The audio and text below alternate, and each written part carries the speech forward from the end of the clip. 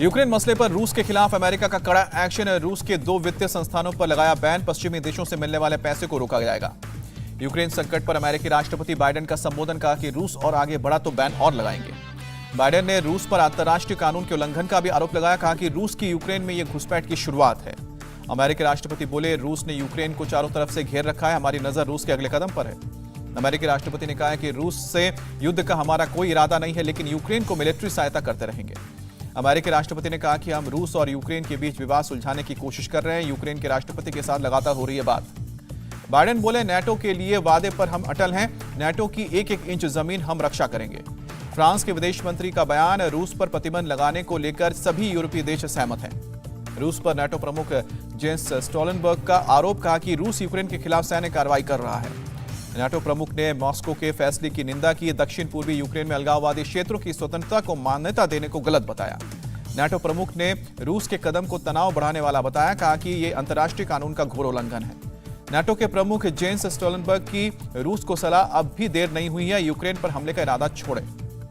Donetsk की सड़कों पर नजर आई सेना की गाड़ियां। रूसी सेना के दोनेस्क में पहुंचने का दावा। रूसी सांसद के राष्ट्रपति पुतिन की ओर दिया गया इजाजत। देश के बाहर कर सकते हैं सैन्य बल का इस्तेमाल। रूस के राष्ट्रपति व्लादिमीर पुतिन ने क्रीमिया को रूस के हिस्से के रूप में मान्यता देने का किया आह्वान। रूस ने 2014 में क्रीमिया पर किया था कब्जा। यूक्रेन संकट के बीच रूसी राष्ट्रपति पुतिन का बयान। यूक्रेन के नाटो में शामिल नहीं होने से ही निकलेगा इस विवाद का हल।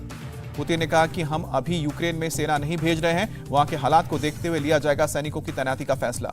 पुतिन ने कहा कि अगर यूक्रेन परमाणु हथियार हासिल करता है तो रूस की राजधानी मॉस्को उसके दायरे में होगा।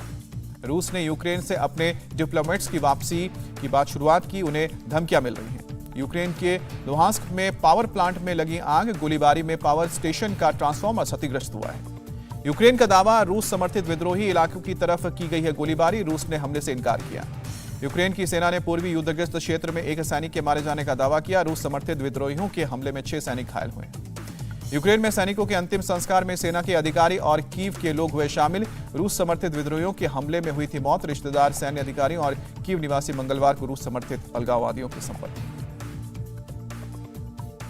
जर्मनी के विदेश मंत्री का बयान। रूस के खिलाफ प्रतिबंध लगाने को लेकर G7 देश सहमत। रूस यूक्रेन मामले में तेज हुई डिप्लोमेटिक हलचल। यूक्रेन ने चर्चा के लिए मॉस्को से अपने राजदूत को बुलाया। यूक्रेन के राष्ट्रपति ने दी चेतावनी। रूस के साथ सभी संबंधों को खत्म करने पर विचार कर रहे हैं। रूस से यूक्रेन के डिप्लोमेटिक संबंध तोड़ने के बाद नया मोड़। रूस ने कहा कि ऐसे कदम यूक्रेन के लिए और मुश्किल हालात खड़े कर सकते हैं। रूस ने कहा कि हम अभी भी कूटनीतिक संबंधों के पक्ष में हैं। यूक्रेन ने नाटो देशों से रूस पर सख्त प्रतिबंध लगाने की गुहार लगाई। यूक्रेन ने रक्षा मंत्री ने कहा कि रूस दोबारा यूएसएसआर को बनाने में लगा हुआ है। यूक्रेन के रक्षा मंत्री ने सेना को संबोधित करते हुए कहा कि अब सेना को मुश्किलों और नुकसान के लिए तैयार रहना होगा। रूस के विदेश मंत्रालय की दुनिया के बाकी देशों से अपील, यूक्रेन के बागी राज्यों को दे मान्यता।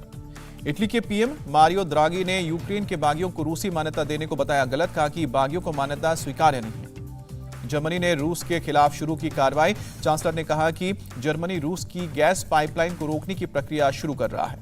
ब्रिटेन ने रूस के राजदूत को तलब किया। उधर यूरोपीय संघ ने सभी रूसी बैंकों पर प्रतिबंध लगाने का प्रस्ताव पास किया है। यूक्रेन संकट को देखते हुए ऑस्ट्रेलिया ने पश्चिमी यूक्रेन में अपना दूतावास बंद किया। ऑस्ट्रेलिया की विदेश मंत्री मॉरिस पाइन ने दी जानकारी। संयुक्त राष्ट्र महासचिव ने रूस यूक्रेन के विवाद पर चिंता जताई। दुनिया के नेताओं को राजनयिक पहल कर मामले को शांत करने की अपील की। अमेरिकी विदेश मंत्री एंटनी ब्लिंकन का रूस पर हमला। कहा कि रूसी अतिक्रमण ने दुनिया को सेकेंड वर्ल्ड वॉर के बाद सबसे बड़ी तबाही के कगार पर लाकर खड़ा कर दिया है। अमेरिकी विदेश मंत्री ने रूसी विदेश मंत्री से मुलाकात के कार्यक्रम को रद्द किया और इसी हफ्ते जिनेवा में होने वाली है मुलाकात। यूक्रेन के राष्ट्रपति ने देश को किया संबोधित। कहा कि अभी पूर्ण सैन्य लामबंदी की जरूरत नहीं है। यूक्रेन रूस के बीच जारी तनातनी पर साउथ कोरिया के राष्ट्रपति ने बुलाई इमरजेंसी मीटिंग। कहा कि मामले का हो शांतिपूर्ण समाधान। यूक्रेन के बंदरगाह शहर मारियोपोल के सैकड़ों लोग सड़कों पर उतरे। रूस के दोनेस्क और लुहांस्क को मान्यता देने का विरोध कर रहे हैं। पूर्वी यूरोप के विद्रोही इलाके से निकाले गए लोगों की मदद कर रहे हैं। क्रीमिया के लोग खाना, कपड़े सहित जरूरत की सभी सामानों को लेकर पहुंच रहे हैं। कनाडा ने भी रूस पर लगाया प्रतिबंध। यूक्रेन में सेना भेजने की कार्रवाई पर जताया विरोध। कहा कि यूक्रेन की संप्रभुता पर हमला। रूस यूक्रेन तनाव पर कोसोवो के पीएम का पार्लियामेंट में बयान। कहा कि कोसोवो यूक्रेन के स्वतंत्रता और संप्रभुता के साथ है। जर्मनी की राजधानी बर्लिन में लोग सड़कों पर उतरे। रूसी दूतावास के सामने बैनर लेकर जताया विरोध। लड़ाई रोकने की अपील। फ्रांस की राजधानी पेरिस में भी सैकड़ों लोगों ने रूसी दूतावास के सामने प्रदर्शन किया। यूक्रेन में सेना भेजने की कार्रवाई के खिलाफ जमकर नारेबाजी की। यूक्रेन से 242 भारतीय छात्रों को लेकर दिल्ली पहुंची एयर इंडिया की स्पेशल फ्लाइट रात 11:40 पर पहुंची। देश लौटे भारतीय नागरिकों और उनके परिवार वालों ने राहत की सांस ली, सरकार को शुक्रिया कहा। केंद्रीय मंत्री मीनाक्षी लेखी ने लोगों से नहीं घबराने की अपील की। कहा कि यूक्रेन में भारतीय नागरिक हमारे दूतावास के संपर्क में रहें। भारत ने सुरक्षा परिषद में की रूस यूक्रेन के विवाद को खत्म करने की अपील। कहा कि विश्व एक और संघर्ष नहीं झेल सकता है, विदेश सचिव ने जानकारी दी। रूस यूक्रेन विवाद पर बोले विदेश मंत्री एस जयशंकर, सोवियत संघ के विघटन के बाद की राजनीति से जुड़ा है यूक्रेन संकट का मसला। इंडिया टीवी हर वक्त हर जगह डाउनलोड करने के लिए सर्च करें India TV news Google play store या ऐप स्टोर पर।